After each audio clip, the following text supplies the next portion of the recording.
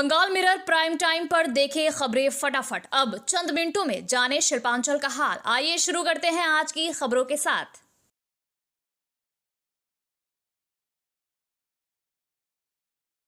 आसनसोल के नेमतपुर फाड़ी अंतर्गत लच्छीपुर रेड लाइट एरिया में फिर झारखंड के युवकों से लूटपाट का आरोप लगा है।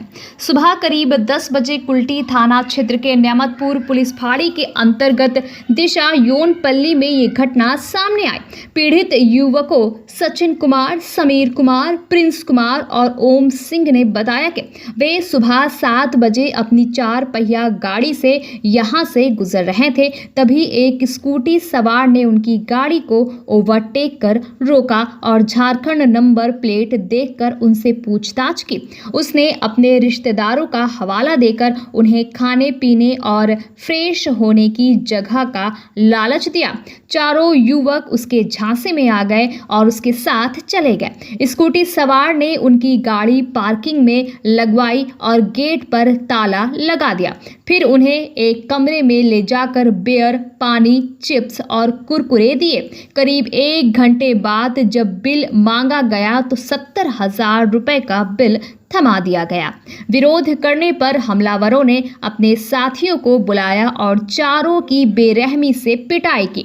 हमलावरों ने युवकों के मोबाइल छीन लिए और उनके खातों से 60,000 रुपए ऑनलाइन ट्रांसफर कर लिए। साथ ही गाड़ी से 60,000 रुपए नगद भी लूट लिए। कुल मिलाकर 1,20,000 रुपए की छिनतई हुई। इसके बाद उन्हें वहां से भगा दिया गया। न्याय की आस में ये चारों युवक नेमतपुर पुलिस फाड़ी पहुंचे। भूखे प्यासे थाने के बाहर बैठे। इनका कहना है कि अभी तक कोई ठोस कार्रवाई नहीं हुई। आसनसोल दुर्गापुर पुलिस के डीसी वेस्ट संदीप कर्रा ने कहा कि मामले की जांच शुरू हो गई है और शिकायत के आधार पर केस दर्ज कर दोषियों पर कार्रवाई होगी। हम लोग जमशेदपुर से यहाँ घूमने आए थे। पार्किंग में एक जगह नाश्ता करने के लिए हम लोग गाड़ी लगाएं। वहाँ पर लाला नाम का एक व्यक्ति आया। उसने हमारी गाड़ी वहाँ से पार्क हटा के गैरेज में लगवाया और गैरेज का गेट कर दिया बंद और अंदर दन 4-5 जन घुसे और हम लोग का साथ छिनताई करने की कोशिश की, जिसमें 50,000 कैश और 60,000 ऑनलाइन मरवा चुके हैं। आप लोगों के साथ मारपीट भी हुई? जी। कब आप लोग यहाँ पहुँचे थे? सुबह में 7:30 बजे। क्या नाम है आपका? ओम शंकर। आसनसोल के सृष्टिनगर में रहने वाले लोगों ने सृष्टिनगर प्रबंधन पर कई गंभीर आरोप लगाए हैं। मेंटेनेंस चार्ज में बढ़ोतरी का विरोध करते हुए और सुरक्षा सहित अन्य मुद्दों पर सवाल उठाते हुए आज निवासियों ने एक प्रेस कॉन्फ्रेंस का आयोजन किया। सृष्टिनगर रेजिडेंट वेलफेयर एसोसिएशन के बैनर तले इस आंदोलन की शुरुआत की गई है। प्रेस कॉन्फ्रेंस में डॉक्टर सुहाग बोस और रामाधर सिंह ने प्रबंधन पर गंभीर आरोप लगाते हुए मोर्चा खोला। उन्होंने घोषणा की कि 12 अप्रैल को एक जुलूस निकालकर इस अन्याय के खिलाफ विरोध दर्ज किया जाएगा। वहीं दूसरी ओर Srishtinagar group property management head Vinay Chaudhary ने इन आरोपों को सिरे से खारिज कर दिया। उन्होंने दावा किया कि 8 साल बाद मेंटेनेंस चार्ज में बहुत ही सामान्य बढ़ोतरी की गई है, जो मजदूरों के वेतन और अन्य खर्चों के भुगतान के लिए जरूरी थी। चौधरी ने कहा, हिसाब किताब में कोई गड़बड़ी नहीं है। हम एक कंपनी के तहत काम करते हैं, इसीलिए जो भी निवासी जब चाहे हिसाब देखना चाहे वो आकर देख सकता है। हालांकि उन्होंने रजिस्ट्री और अन्य समस्याओं को स्वीकार किया और उनके समाधान का आश्वासन भी दिया। ये विवाद अभी थमने का नाम नहीं ले रहा है और आने वाले दिनों में ये मुद्दा और तूल पकड़ सकता है। सर, रेजिडेंट्स की जो प्रोटेस्ट है आज, जिसके लिए आप लोग उनसे मिले हैं अभी, उसमें देखिए मोटा मोटी जो चीज़ें हैं, जो बेसिक हैं, कुछ चीज़ों से हम सहमत हैं उनकी। जैसे कि उनका कहना है कि मान लीजिए सिक्योरिटी ठीक नहीं है, अगर तो ठीक है, उसमें अगर कहीं कोई चूक है, कुछ गलती है, हम लोग उसको ठीक करेंगे। वही उन्होंने सुझाव भी दिया कि इसको बीफ अप करिए, सिक्योरिटी को आप अच्छा करिए। और एग्री, मान लीजिए पेस्ट कंट्रोल को लेके कोई शिकायत है उनकी, तो उसको और बेहतर कैसे करना वो हम करेंगे उसमें। उसके ऊपर से मान लीजिए क्लीनिनेस को लेके उनकी ओवरऑल अगर मान लीजिए कंप्लेंट्स हैं, उसको लेके भी हम लोग पूरा जागरूक रहते हैं और हम लोग अपनी तरफ से पूरा कोशिश करते हैं कि जगह को नीट एंड क्लीन रखा जाए। आप लोग तो इतनी बार आते हैं टाउनशिप में, आप लोग देखते भी हैं यहाँ पे, तो हम लोग की पूरी कोशिश रहती है कि डेली क्लीनिंग हो। बट सिंस ये मॉल वगैरह एरिया थोड़ा एक हैवी फुटफॉल एरिया है जहाँ पे 10 से 12 हज़ार पब्लिक डेली आती है, तो यहाँ पे थोड़ा सा लेट नाइट वगैरह में जाके अर्ली मॉर्निंग में क्लीनिंग में टाइम थोड़ा लगता है, नो डाउट। तो ये सारी चीज़ें जितनी भी हैं वो एक वैलिड डिमांड्स हैं उनकी, जिसको हम सहमत हैं और जिस पे जो काम करना हम लोग अपनी तरफ से पूरा करेंगे ताकि हमारे रेजिडेंट्स यहाँ पे खुश रह सकें। बिकॉज बेसिकली उनके लिए हम लोग यहाँ काम कर रहे हैं, तो ये सारे अगर प्रॉब्लम्स हैं, जो कंप्लेंट्स हैं उनकी, वो जस्टिफाइड है, इसमें कोई प्रॉब्लम नहीं है। जो हाउसकीपिंग से रिलेटेड है, सिक्योरिटी से रिलेटेड है या पेस्ट कंट्रोल से रिलेटेड है, उसको जो भी करना है, कार्रवाई करनी है, हम लोग उचित कार्रवाई करके ठीक करेंगे। उनका एक ये था कि हरासमेंट रेजिडेंट्स की, इस तरह से हमारा कोई एटीट्यूड कभी रहा नहीं कि हमने किसी को हरास किया हो, ठीक है। और जब भी रहा है हम लोग की तरफ से एकदम से सभ्य तरीके से बात की जाती है, ना कभी ऊंची आवाज़ में किसी से बात की जाती है। आप ये चीज़ें कोई अगर बोल दे हमको कि आखिर किसी ने हमसे किया है इस तरह से बातचीत, तो हम उस चीज़ को टोटली एकदम आपके सामने डिस्प्यूट कर सकते हैं। रहा सवाल बाकी इश्यूज़ का, उनका एक मेंटेनेंस चार्जेस को लेके है कि 20 पैसे का मेंटेनेंस चार्जेस जो हमने बढ़ाया है, उनको रिक्वेस्ट की है बढ़ाने के लिए, उसके लिए ये लोग एग्री नहीं कर रहे हैं, जिसके लिए पूरी प्रोटेस्ट हो रही है। 20 पैसे का इम्पैक्ट एक जो पड़ेगा एक एवरेज फ्लैट पे, जो कि 800-1000 स्क्वायर फीट का फ्लैट होगा, वो 200 से 250 रुपये का एवरेज फ्लैट उस पर पड़ेगा। और जो ये आपके टाउन हाउस के फ्लैट्स हैं, सिंस ये डबल यूनिट के हैं और इसके अंदर का एरिया थोड़ा ज़्यादा है, तो इनके ऊपर जो पड़ेगा इम्पैक्ट वो 350-400 रुपये के आसपास का पड़ेगा। तो ये सारे के सारे अगर आप देखिएगा तो 2017 से जो रेट्स थे हमारे, तब से हमने 9 साल में कोई इंक्रीमेंट अभी तक नहीं लिया। हम लोग इसी कॉस्ट के अंदर इसको चला रहे थे।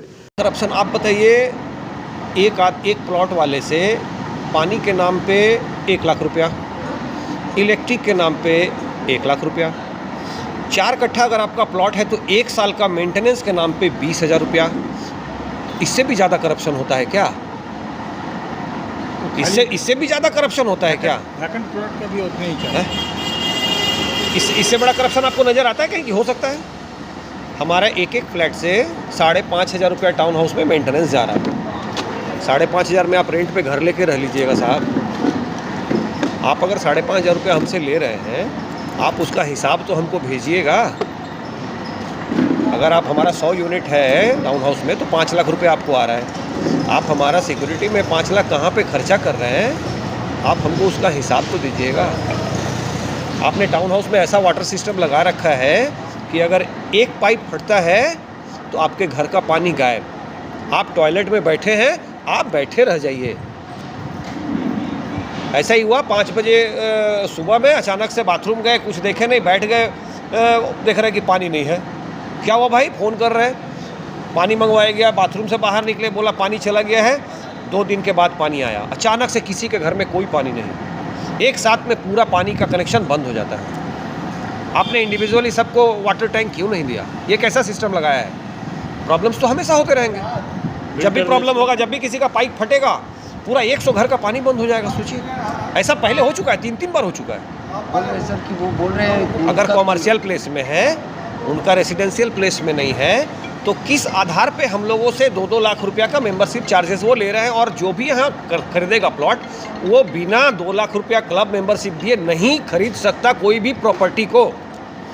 अगर उनका कॉमर्शियल प्लेस में है तो वो हमसे पैसा क्यों ले रहे हैं? मेरा पैसा वापस कर दे। वो मेरा पैसा उनको वापस करना चाहिए। आपने जो मेंबरशिप के नाम लिया आप हमको दे दो, और आप वहाँ पे शादी ब्याह बुकिंग जो करना है करो। रात 10 बजे के बाद हम माइक स्पीड नहीं चलने देंगे। यहाँ पे रेसिडेंट है, फुल साउंड में आपको माइक नहीं बजाने देंगे। बच्चों का पढ़ाई है, हम लोगों का रहना है, आप आइए यहाँ पे। महीना में 15 दिन तक आपको साउंड पोल्यूशन मिलेगा। यहाँ पे डीजे और गाना और सब चलेगा। गुरुवार सुबह आसनसोल नगर निगम के वार्ड नंबर 4 में ग्रामीण महिलाओं ने पीने के शुद्ध पानी की मांग को लेकर जोरदार प्रदर्शन किया। सुबह 9 बजे शुरू हुए इस प्रदर्शन में बाईपास सड़क 6 नंबर, मुस्लिम मोहल्ला, ग्वालापाड़ा रोड, जमुड़िया बाजार, बाटा मोड़ और थाना मोड़ को जाम कर दिया गया। इससे जमुड़िया थाना मोड़ से बाईपास रोड और जमुड़िया से चांदा तक यातायात पूरी तरह ठप हो गया। सड़क जाम होने से दोनों ओर वाहनों की लंबी कतार लग गई, जिससे यात्रियों को भारी असुविधा असुविधा का सामना करना पड़ा।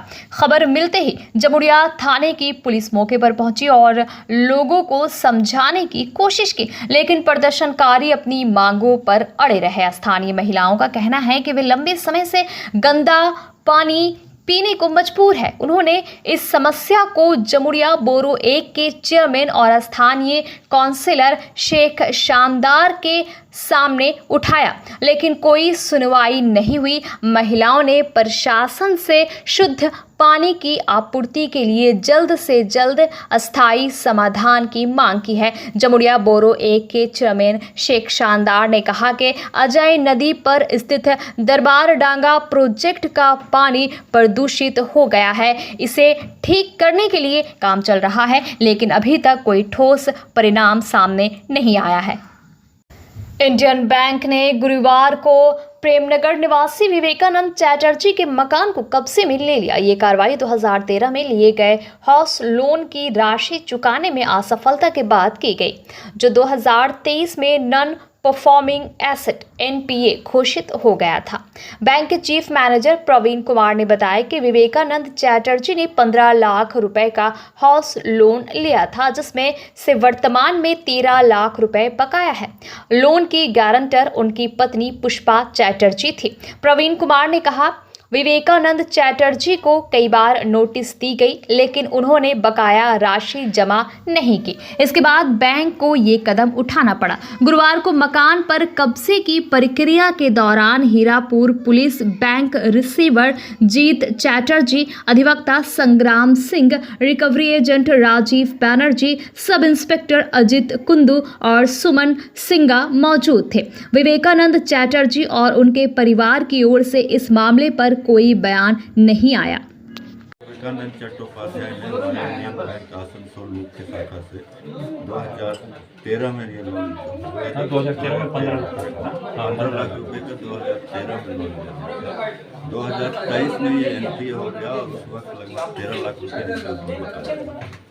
2023 में NPA होने के बाद हम लोगों ने सरफेसी एक्ट के तहत प्रोसीडिंग शुरू की और उसके पूरी तरह कानूनी रूप से इस मकान का कब्जा आज लिया जा रहा है, जिसमें कोर्ट के द्वारा एक रिसीवर अपॉइंट किया गया श्री अभिजीत चटर्जी और आज इस कब्जा लेकर के उसके बाद हम लोग इसको बेच करके लोन वसूल करने। आपका नाम सर? मैं Praveen Kumar, chief manager, zonal office Asansol. Bank से लिया गया? इंडियन बैंक से था ये आसनसोल के मुख्य शाखा से। ये कौन सा इलाका हुआ? ये प्रेमनगर इलाका कहलाता है, गुरु नानक मिशन स्कूल के आसपास। एक बार नाम बताइए। अधिवक्ता संग्राम सिंह आसनसोल। आसनसोल के सालानपुर थाने में बीजेपी के प्रदर्शन को लेकर तनाव। बीजेपी कार्यकर्ताओं और समर्थकों की पुलिस के साथ धक्का मुक्की हुई। बाद में पुलिस ने स्थिति को नियंत्रित किया। बीजेपी नेतृत्व का आरोप है कि कुछ दिन पहले सालानपुर के एक बीजेपी कार्यकर्ता उमेश नोनिया को पुलिस ने झूठे मामले में गिरफ्तार किया और पुलिस लॉकअप में मारपीट की गई। इस आरोप को लेकर गुरुवार को बीजेपी ने जुलूस निकाला और सालानपुर थाने पर प्रदर्शन किया। प्रदर्शन के दौरान पुलिस और कार्यकर्ताओं के बीच धक्का मुक्की हुई। इस घटना से इलाके में तनाव फैल गया। हालांकि पुलिस ने मारपीट के आरोपों को खारिज कर दिया है। वहीं टीएमसी नेता भोला सिंह ने भी मारपीट के आरोपों को बेबुनियाद बताया। दुर्गापुर न्यू टाउनशिप थाना क्षेत्र में साइबर अपराध के कारण कई लोगों के पैसे और मोबाइल फोन गायब हो गए थे। पुलिस की सतर्कता और मेहनत से इन मामलों को सुलझाया गया और पीड़ितों को उनका सामान वापस करने के लिए न्यू टाउनशिप थाना में एक विशेष समारोह का आयोजन किया गया। इस समारोह में एसीपी सुबीर राय, सीआई रणबीर बाग और न्यू टाउनशिप थाना की प्रभारी अधिकारी नसरीन सुल्ताना के साथ साथ पुलिस के कई अन्य वरिष्ठ अधिकारी मौजूद रहे। इस आयोजन में साइबर अपराध के कारण खोए गए कुल 4 लाख रुपए और 15 मोबाइल फोन उनके असली मालिकों को लौटाए गए। अपने खोए हुए पैसे और मोबाइल फोन वापस पाकर पीड़ितों के चेहरों पर राहत और खुशी साफ देखी जा सकती थी। आसनसोल दुर्गापुर पुलिस कमिश्नरेट की कोक ओवन थाना पुलिस ने एक बार फिर अपराध के खिलाफ अपनी मुस्तैदी साबित की है। दुर्गापुर के विभिन्न इलाकों में महिलाओं के गले और कानों से सोने की चेन और झुमके छीनने की बढ़ती घटनाओं को लेकर पुलिस ने कड़ा कदम उठाया। ये अपराधी मोटर बाइक से सड़कों पर चलने वाली महिलाओं को निशाना बनाते थे और वारदात को अंजाम देकर फरार हो जाते थे। पकड़े गए अपराधी से सख्त पूछताछ में उसने कबूल किया कि वे इलाके में सोने की चेन छीनने के इरादे से घूम रहे थे। उसकी निशानदेही पर पुलिस ने त्वरित कार्रवाई करते हुए बोलपुर से इस गिरोह के एक अन्य सदस्य को भी गिरफ्तार कर लिया। ये गिरोह लंबे समय से दुर्गापुर में ऐसी वारदातों को अंजाम दे रहा था। आसनसोल जिला अदालत की फर्स्ट ट्रैक फर्स्ट कोर्ट ने गुरुवार को एक महत्वपूर्ण फैसला सुनाया। 18 जनवरी 2022 को बर्नपुर इलाके में फैसल इमाम नामक युवक की चाकू से हमला कर हत्या करने के मामले में अभियुक्त मोहम्मद अली उर्फ सोनू को दोषी ठहराया गया। न्यायाधीश संजीत अंबाष्ठा ने सभी सबूतों और 22 गवाहों की गवाही पर विचार करने के बाद ये निर्णय लिया। ये घटना उस वक्त हुई जब अभियुक्त ने फैसल पर चाकू से हमला किया, जिससे वो गंभीर रूप से घायल हो गया। स्थानीय लोगों ने उसे तुरंत आसनसोल जिला अस्पताल पहुंचाया, लेकिन वहां डॉक्टरों ने उसे मृत घोषित कर दिया। मृतक की मां की शिकायत पर पुलिस ने अभियुक्त को गिरफ्तार किया और तब से वो आसनसोल जेल में बंद था। इस मामले में सरकारी वकील विनयानंद चैटर्जी ने अपनी दलीलें पेश की। कोर्ट ने अभियुक्त को हत्या की धारा 302 के तहत दोषी पाया। अब 11 अप्रैल को सजा का ऐलान होगा, जिस पर सभी की नजरें टिकी है। आसनसोल ग्राम में कल से 330वें गाजन उत्सव का शुभारंभ हो गया। इस अवसर पर अघोरी समाज के तमाम लोग और आसनसोल के अन्य विशिष्ट नागरिक उपस्थित थे।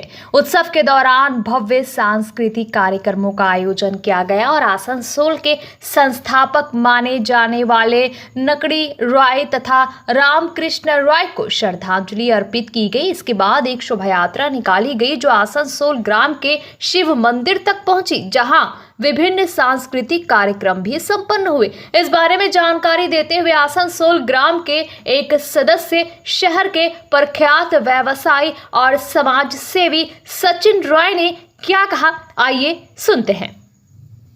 बंगाल मिरर न्यूज़ देखने के लिए सभी दर्शकों को धन्यवाद। आप हमें अपने सुझाव दे सकते हैं हमारे व्हाट्सएप नंबर पर। हमारा नंबर है 7047958258। हमारा दूसरा नंबर है 7908186164। कृपया हमारे चैनल को लाइक और सब्सक्राइब करें।